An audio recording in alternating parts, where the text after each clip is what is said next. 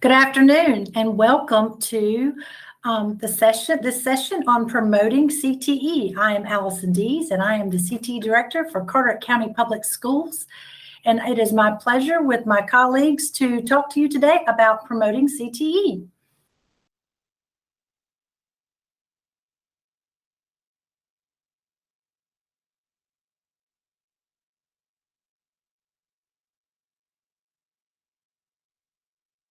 So, administrators, we are communicators as well. And so you might sometimes think of CTE as marketing, and better marketing means more interest, more funding, and needs of the workforce in the community, etc. So today, I'd like for you to share the good news. Do not forget to share information about this session you're attending or have attended, including today's. Use hashtags CTE SC21. Also, other hashtags to use during the year are CTE for NC, Learning That Works, and also at CTE for NC. Create your own hashtag. I've been using CTE, the hot topic, for several years now, and I continue to build each year with a new focus. And last year, Carteret County Public Schools, we got a new superintendent, Dr. Rob Jackson, and he encouraged us to use hashtag Shine the Light during the school year 2021. And again, this year we're changing our focus, and so he's encouraged us to add to that and use the hashtag Shine Brighter. So just some things to think about. Twitter recommends that you do at least 2 hashtags. Most common number of hashtags to use on Instagram is between 1 and 3. And the consensus is to have a good number. 11 is like the max number. So don't forget to share this session, and maybe some of the other ones. Go back to the other sessions that you've attended and share back out.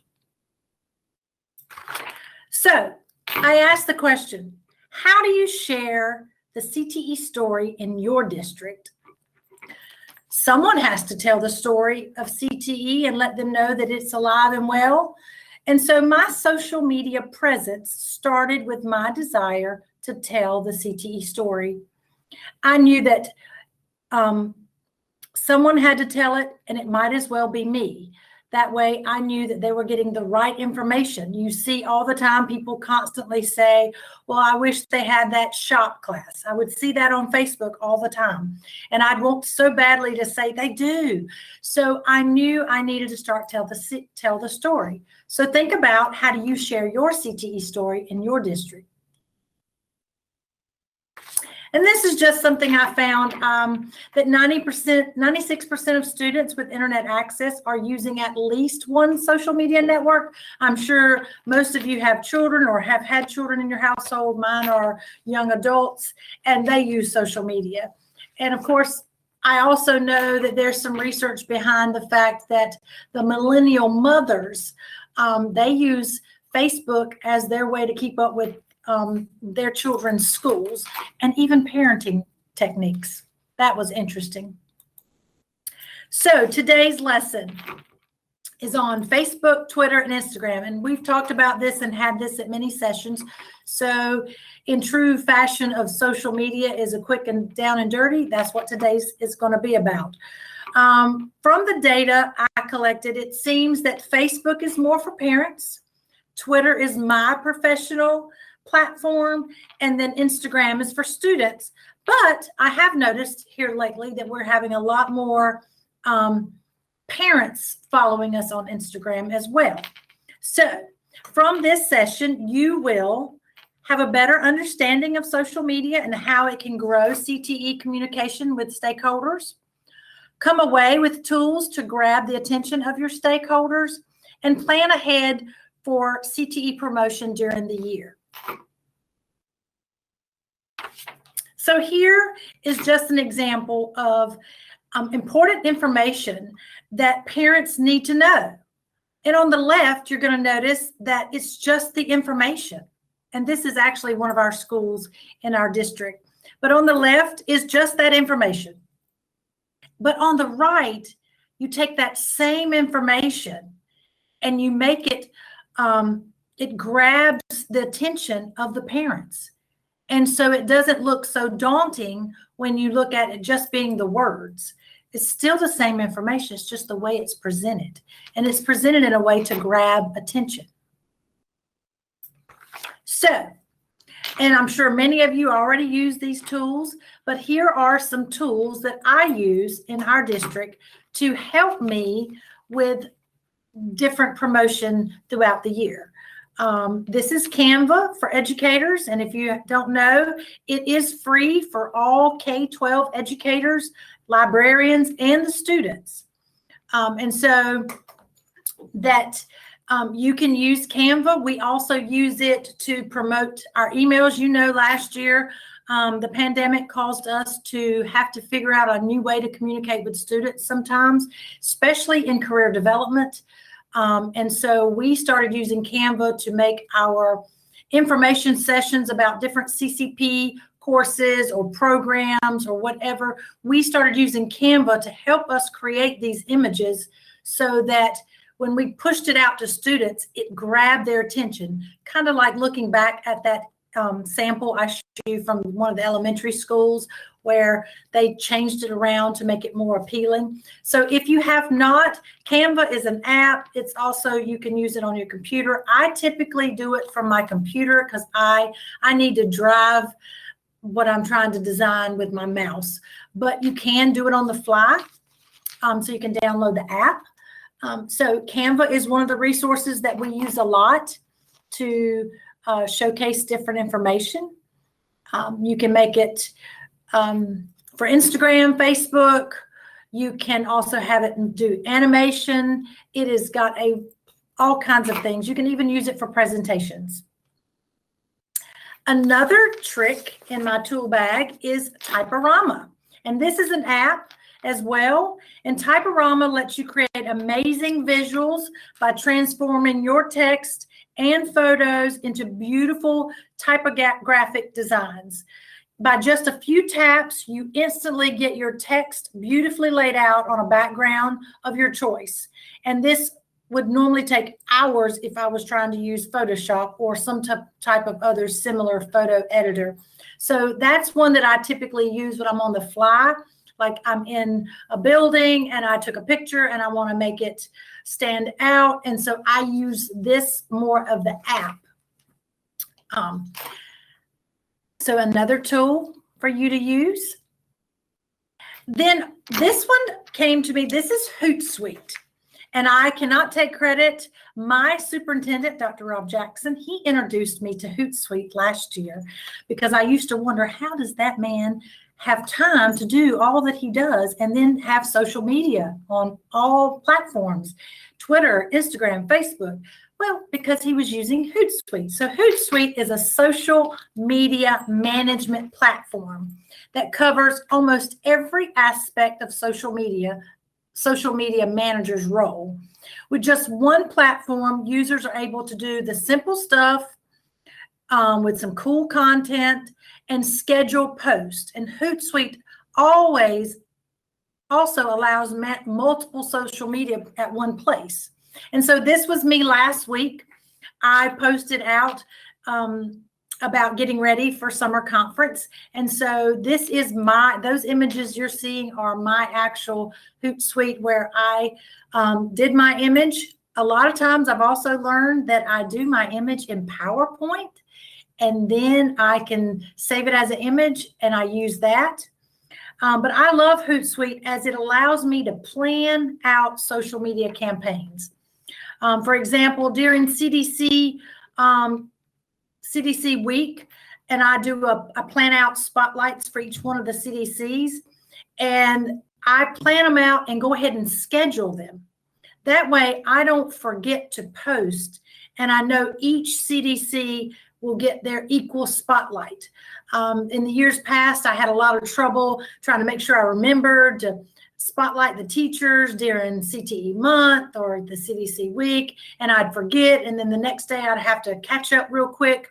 And this, I was able to sit down on, say, the Friday before, and I planned out my whole campaign, scheduling them out to go to all 3 of my platforms, Twitter, Instagram, and Facebook, did all the hashtags, everything right there, and scheduled it.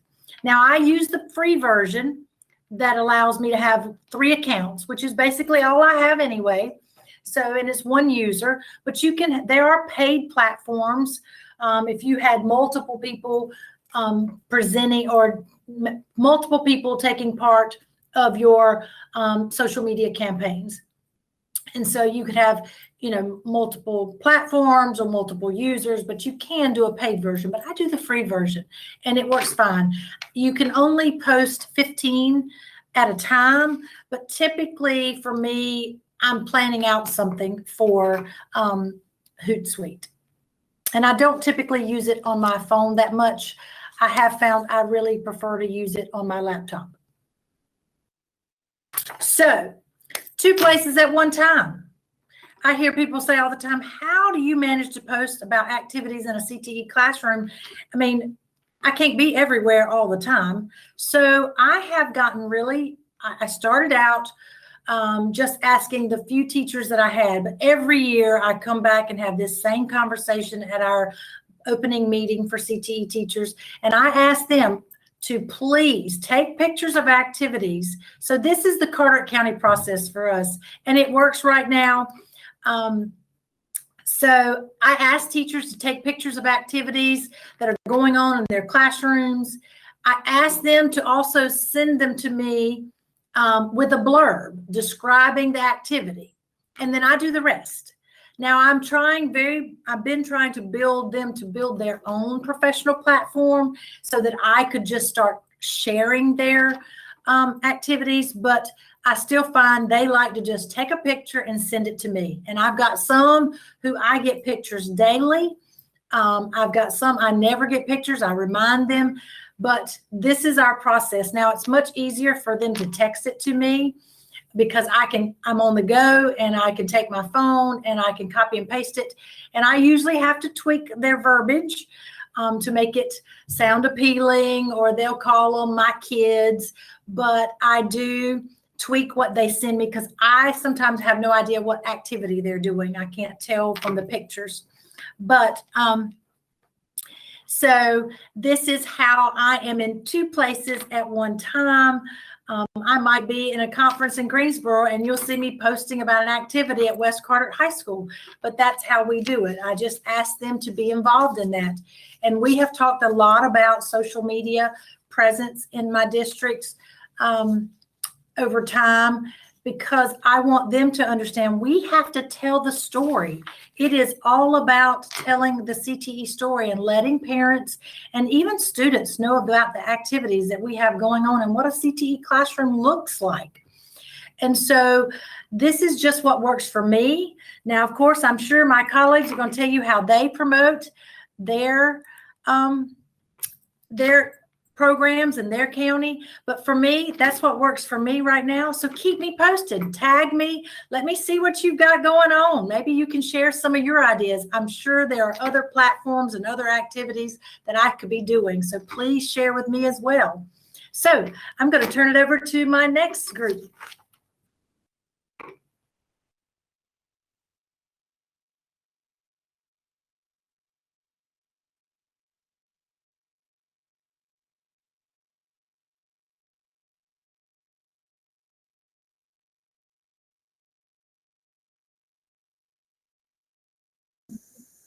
Good morning. I'm Daryl Cheers, Assistant Superintendent for Brunswick County Schools, and Kim Bucks with me, our Job Ready Coordinator.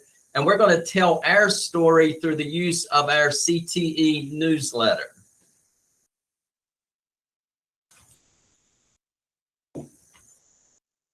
Hey everyone, again, good afternoon. It's great to be here. We really appreciate the opportunity to be here with you today.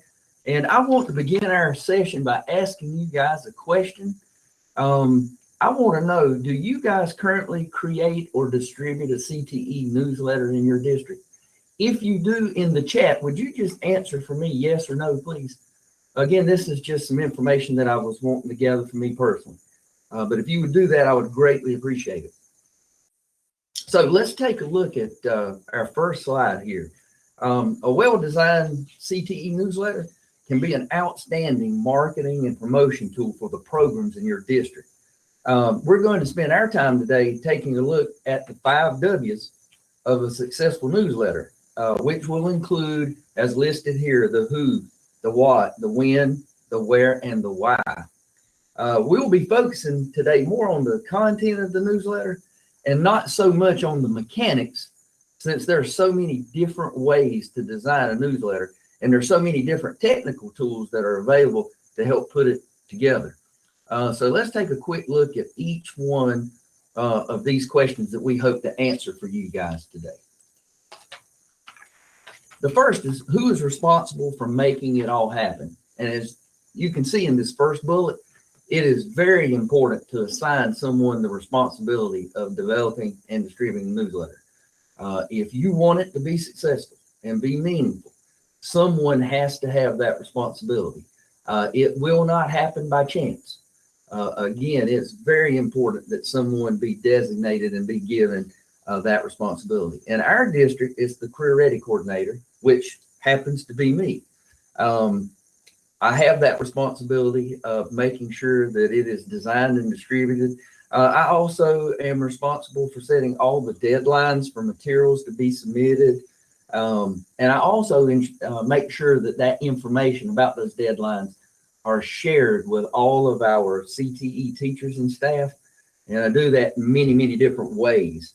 I prepare articles for the newsletter. I take photographs during special functions and events. I also am the person that conducts the interviews for specialty sections in the newsletter that we do, such as our CTE Student of the Month, our CTE Teacher or Employee of the Month, as well as our Business Partner Spotlight. Now let's take a look at what's actually included in our newsletter. It consists of several core components. The first is Cheers Corner, and Cheers Corner is a featured section of our newsletter, and it's typically located in the upper left corner of the front page. And it is a section which Daryl, which you all just met a moment ago, he is our Assistant Superintendent and CTE Director. It's a section in which he gets to provide his thoughts, insights, reflections, and or words of encouragement to our readers. And as mentioned on this slide, we also feature a CTE Student of the Month. That's a district-wide Student of the Month, as well as a CTE Teacher or Employee of the Month. And we also feature a CCP Student of the Month from each of our 3 traditional high schools. A great resource for us is the connection to our business and industry partners through our newsletter. Each month we will highlight or have a spotlight on one of our business and industry partners. And this works well for us and for the partners. You may often go in their businesses, that the newsletters sent out electronically, but you may go into some of these businesses and you'll see where they have printed it off and it's out in their lobby for some of their clients to see as well. The CTSO, we're big on CTSOs here in Brunswick County, and we constantly try to spotlight those and have teachers send in the information for the newsletter. And we'll also highlight programs or new additions or a field trip. Anything that's going on within our CTE classrooms can be highlighted in the newsletter. Since it's electronically distributed, there's no limit on the amount of space that we're able to take up. Okay, and the student resources and opportunities section is also a very valuable section for our students. It's in this section that we share important information about many different educational experiences and opportunities that may be of interest to them, such as information about educational camps or after-hour programs hosted by various universities such as UNCW, UNCP, and we also usually feature those that are hosted by North Carolina State University. The section also includes information about various tuition grants and scholarship opportunities that the students may be interested in pursuing. The teacher resources and opportunities section, it provides teachers with up-to-date information on professional development opportunities that are provided at the local, regional, and or the state level. And then also this last bullet that you'll find here, the non-discriminatory statement, we actually have that listed. It's a statement that's on the very last page of our newsletter. It's at the bottom of the page. We have it included on not only our newsletter, but it's included on all documents that we actually produce and that are distributed throughout the district. We make sure that we have that statement. We have that statement posted. Now on this slide, this is actual picture of the first page and last page of our current newsletter, our July edition. This is the format that I use each month. As you can see, Cheers Corner is in the upper left-hand corner. And then we use the remaining section of the front page to showcase a current or really exciting piece of information. And in the one that you're seeing here in this edition, we were actually sharing with our readers information about the new automotive facility that is nearing completion here at the coast in the district.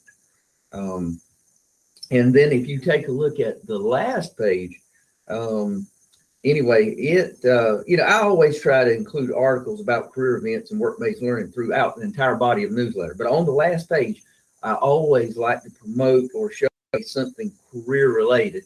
And in this incident, as you can see, I'm focused on the nccareers.org website. So I have that information listed. Also on this page, I've provided a link that individuals can click that will take them to an online form where they can subscribe to our newsletter. And anyway, that's listed. I also provide my contact information here so that if an individual gets the newsletter, they want additional information about anything that they've read, they know exactly how to get in contact with me. And as you see at the bottom, we have listed there that non-discriminatory statement that I had mentioned earlier. Currently, our newsletter is distributed across the country and even some internationally. We have over 10,000 people currently on our distribution list for our newsletter. And our newsletter is targeted for our teachers and business community and partners. We feature students in it, but it's not actually sent to our student body. So the 10,000 plus subscribers include those that we mentioned earlier. And our newsletter is distributed at the end of each month for the following month. That's what we always shoot for. There may be an occasion where that varies a little, but typically we do try to distribute it at the end of each month for the following month. It is distributed electronically to all those that are on our distribution list, and that is, and the document itself is in a PDF format. We do that intentionally so that it's real easy for anybody that subscribes to be able to open it. PDF seems to be a really good format to use. And one comment I did want to make as far as the newsletter in this format is it's a great alternative to reach those stakeholders that may not have currently embraced social media as of yet.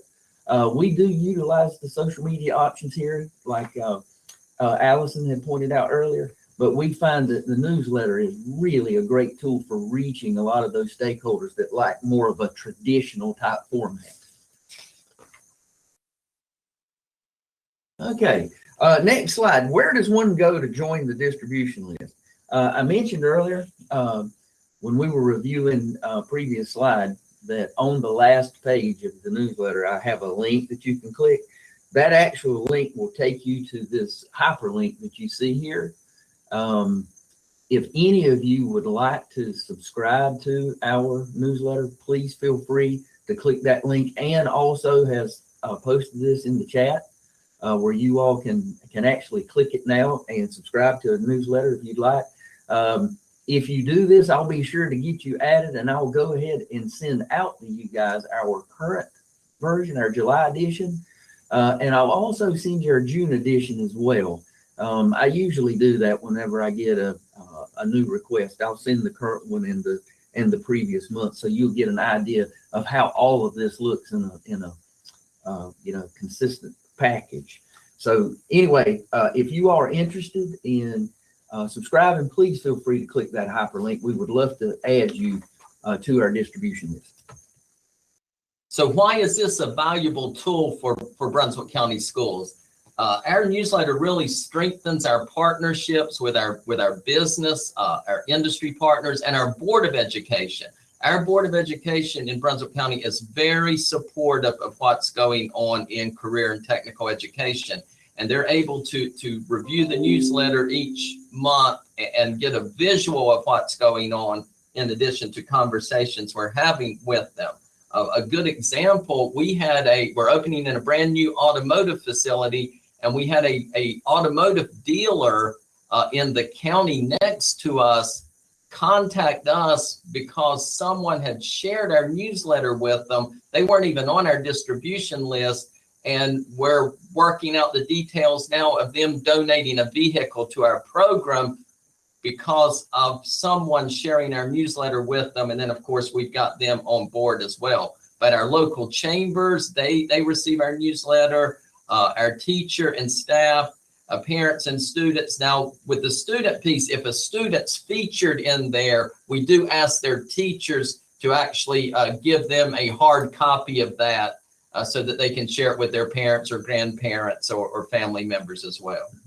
And one additional thing I wanted to add to what Darryl was saying as far as the dealership. I did receive that call from that local dealership. And as Darryl pointed out, our newsletter had been forwarded to them by a group that had already received the newsletter. And one of the things they were wanting to do, they had a tremendous need for employees, and they were wanting to build a talent pipeline with us. And, Darryl mentioned the fact that they indicated that they would be willing to provide us with a project vehicle for the program. But there were some other things that they also agreed to do for us. Like, for example, they said they would provide job shadowing opportunities for our students. They also indicated that they would be willing to provide paid internships for our kids, that they would participate in any career fairs that we were to host. They would sponsor events for the automotive students. And as Darryl pointed out, the fact that they would be willing to donate project vehicles as we needed them was another big plus. So how do we use the newsletter? There's several ways here. One is a recruiting tool. There's nothing more valuable than parents seeing students do activities or our aerospace program, when they see the students out flying the rockets, or in clean energy out building solar arrays. And parents are able to see that in business and industry, and it just becomes a snowball impact on our district as people are able to actually see the kids participating in internships. We focus on our internships in there as well. Okay, and you also accountability tool. It's a great accountability tool. And for us, it's used as an artifact for several areas of accountability found in the CTE local application that we submitted. I mean, there were items that we indicated that, we were going to make sure that those things took place. And again, the newsletter serves as an artifact, for those particular items. Okay, and the only other thing I would say as far as a support tool before we get to our questions slide, our stakeholders tend to offer tremendous support and assistance as a result of being educated on all the great things happening in CTE. That was our third bullet from that slide.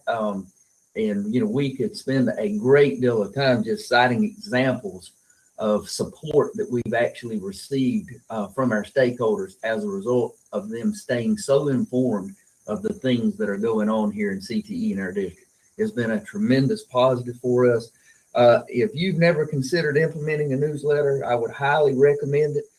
It is a lot of work, but the benefits are well worth the effort. If you guys have any questions at all, please feel free to put those in the chat, and we'll be happy to answer those for you.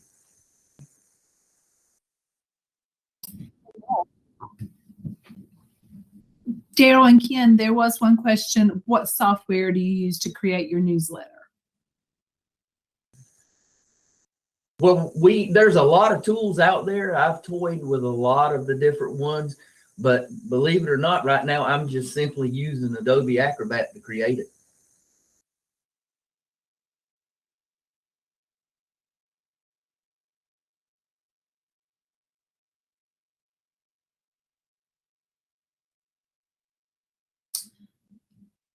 All right, I don't see any other questions at this time, so we'll move forward. Thank you guys, and there may be something at the end, and I'm sure you all will be happy to answer at that point.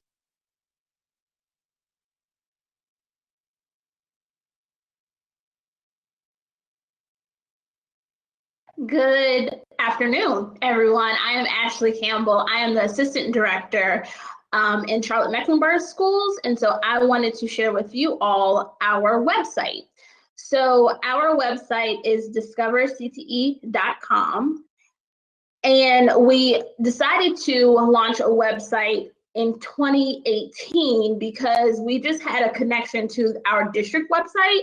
And at that time, it wasn't updated. So we wanted to make sure that we had a place where all stakeholders could be informed of CTE opportunities within our district. So in 2018, we partnered with our communications department, and we launched our website in December with collaboration of a high school, and we actually released it and did a press release for it. It was right before the lottery for magnet programs and just the registration for the upcoming school year. So we figured that that would be the best time to launch it.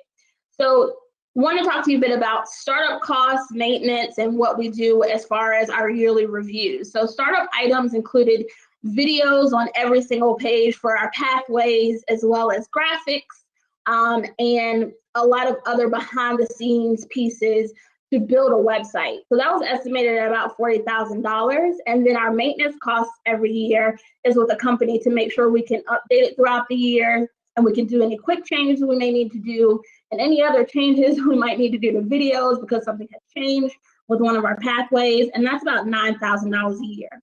Excuse me.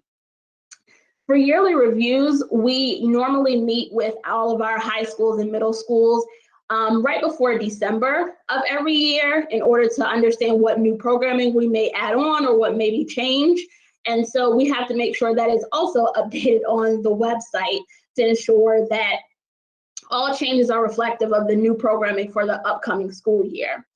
For 21-22, our goals are really to make sure that students, teachers, and other school-based staff are interacting with our website. We do know that the community is interacting with it. Our industry partners know about it. Our parents are aware of it. Excuse me, sorry. Our parents are aware of it as well. We do have a Facebook page, and so we do post often on there.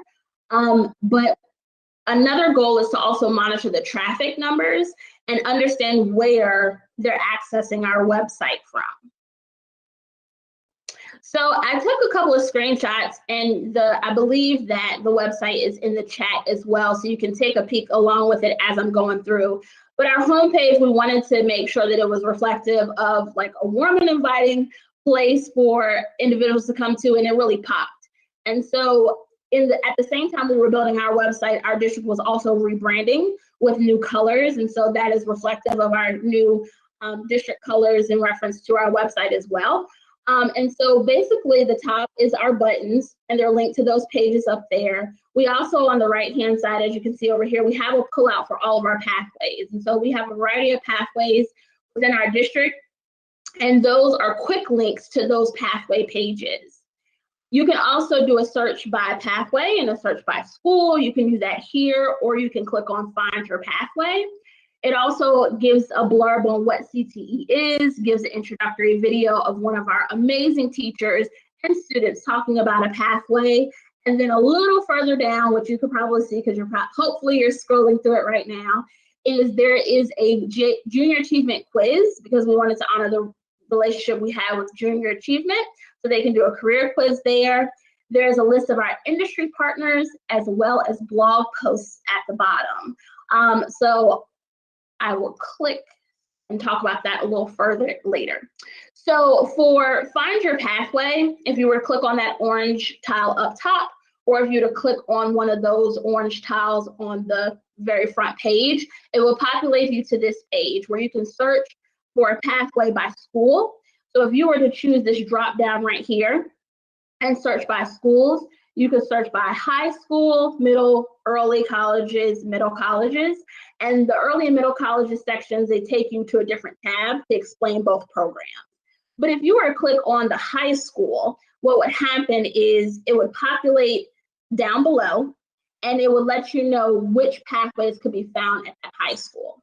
Another way that you could search is by pathways. So if you were to drop down here and search by pathways, all the pathways will populate, and then you could check the box over here in box 2, and any school that it's located at, it will populate here for you. Our discoveries are our middle school courses. So any courses that we offer at the middle school level, you can search by those as well. So again, dropping down here, discoveries, it populates here, and then you click on that course and it'll tell you what school it's located at. Here's an example of a pathway page. So like I was saying earlier, if you do a quick click on the all pathways, you will see that we do not have our middle school discoveries linked that way. That's something that we might do later. But if you were to click on one of the pathway pages, you would see at the very top, there is a play button right here. That play button is the pathway video. So within those videos are, again, teachers and students explaining what the pathway is, and our branding is included in that as well. If you scroll, there's an overview of the pathway, then followed by the course sequence that we follow within our district. And then CPCC articulated credit is listed if there's any, industry certifications that are aligned to that pathway if there are any, a list of schools, and then more college and career promise information is at the bottom, and then what students should do next. Some other pages that I wanted to quickly point out is the schools page. So if you click on the green tab, which is the schools page, it's an entire list of all schools within our district. And within all of those schools listing, it does list either the discovery courses that are available or the pathway courses. The other tab is the frequently asked questions.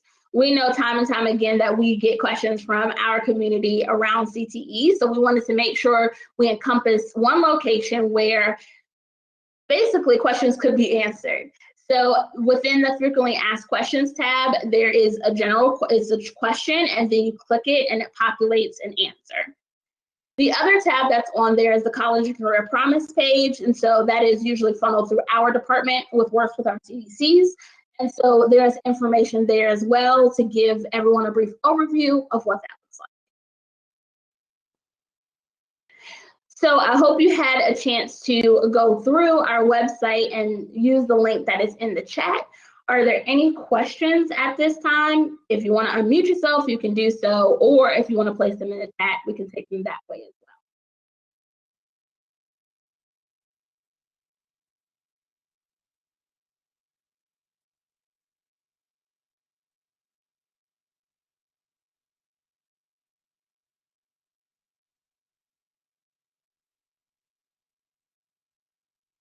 well. I see some typing.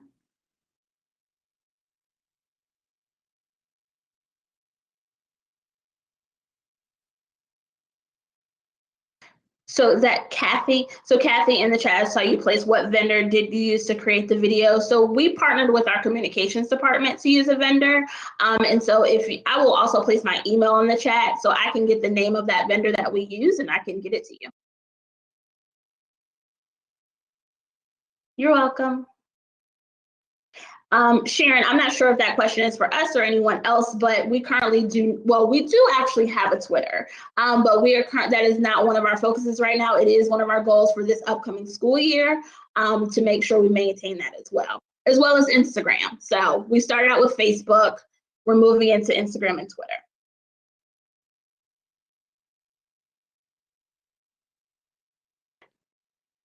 I believe I do, Sharon. I will check. I will look and see what it is. I'll open my app.